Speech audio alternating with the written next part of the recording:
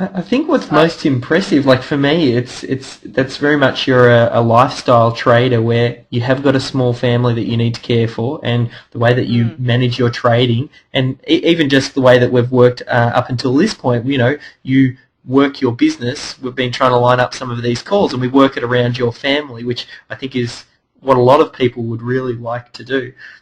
If I may be so mm. bold, as far as maybe getting something together for my subscribers as well, would be, I know you mentioned about having probably, I think it was in the June, July, that last one, recording that teleconference call. Maybe if we could grab one or two of those recordings and make it available, just Mhm. so my guys can get an insight as to the real live trading. I think that seems to be the biggest question I get from my guys is, Mhm. can you show me a real system? And as much as I like to teach them, you need to design your own. And for licensing, sometimes it's quite hard to, unless you have the appropriate licensing, to give that sort of insight. If you'd be interested in doing something like that, but I know my guys would love it.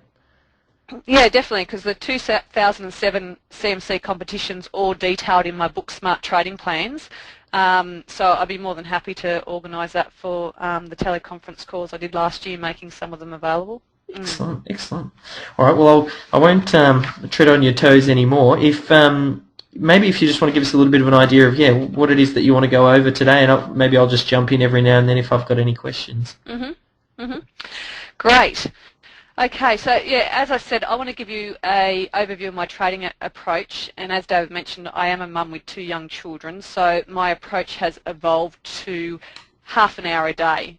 30 to 40 minutes a day is what I spend on trading, and I'm going to go through how I do that. I mean, I've been through every style of trading in the early days. I basically left my full-time career in the year 2000 and became a full-time trader, and of course, made all the mistakes of the book, tried many, many different instruments, many different styles, day trading, short-term trading, options, warrants, um, as well as trading shares with a long-term approach in the background, and giving it all a go and realising, well, with the short-term trading, I'm pretty much stuck in front of the computer screen all day long, and that wasn't the kind of lifestyle I was hoping to create if I was going to become a mum down the track. So when I sort of looked back and analysed how I was going with my short-term trading versus my weekly long-term system that I was trading with my super fund, which was running slowly in the background and was going very well with not a lot of effort, versus the amount of hours per day I was putting into the other system, and the return when you look at it per hour wasn't really very much. I may Mm, as well have gone back to a full-time job. yeah. So things certainly changed and made me have a good look at myself, especially after the World Trade Center crash too. And I then changed my approach because I thought I don't want to be stuck in front of the computer screen all day. I need something where I'm more flexible, and I came to a daily trading system where I just look at the market at 3:30 each day, and I'll go into more detail with that shortly. I'm also going to showcase some of my recent trades. I'm mainly going to focus on long trades with this presentation. We are doing a series of presentations, and the next one will most likely focus on short trades. The importance of a trading plan, because one of the most common trading mistakes is people are trading without a plan. I mean, I know I even started that way. I just wanted to get in the market. The dollar signs were there. I just wanted to put my money in there. But it wasn't until I got serious and I spent that time to write my plan that everything came together and became clearer, and I became more successful in my trading.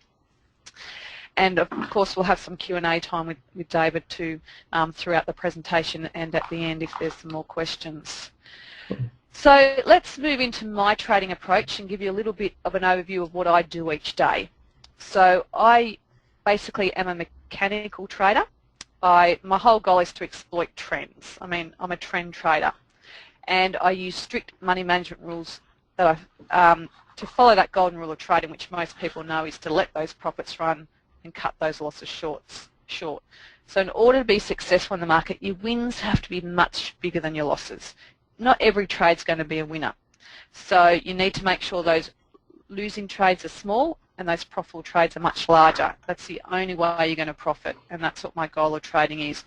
I basically want to have my winners more than double my losses on average. So for me, in order to do that, it's all about money management. So I incorporate a range of money management techniques such as position sizing, I size all my trades before I open it, knowing up front the loss that I'm prepared to take.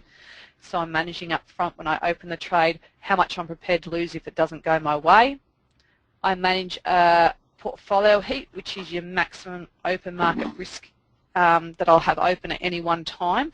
So I can't open any more than a set amount of trades before I have to stop trading. So I have a 5% portfolio heat level and I risk 1% on my trades. So what happens is once I've got 5 trades open, I can't open any more until the initial stop losses start to move upwards.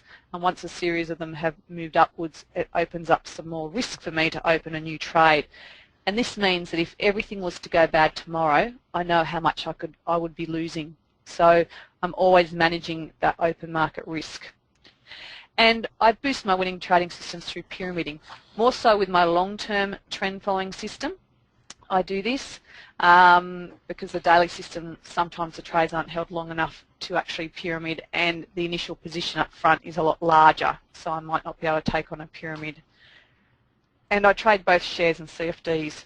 So shares I trade with my weekly long-term system, and that's a long direction only. And the CFDs I trade both directions. I actually thought I would short sell during a bear market, but after being through the global financial crash and the volatility being so extreme, the position sizes just weren't worth taking. And one thing, so I mainly focused on trading my daily system long and short during that period, so mostly short, and my weekly system was turned off during that time, and it didn't get turned back on until mid-2009 once the market started to make new highs and was clearly out of its basing pattern. So usually after there's a long-term bear market, the market settles down and churns sideways, and once it broke out of that sideways pattern and I could see the health of the markets were coming back in, I then started to turn that system back on. But my daily system traded throughout the entire period. It never gets turned off, that one, unless I'm going away on holidays or something's happening in my life where I can't be focused on trading.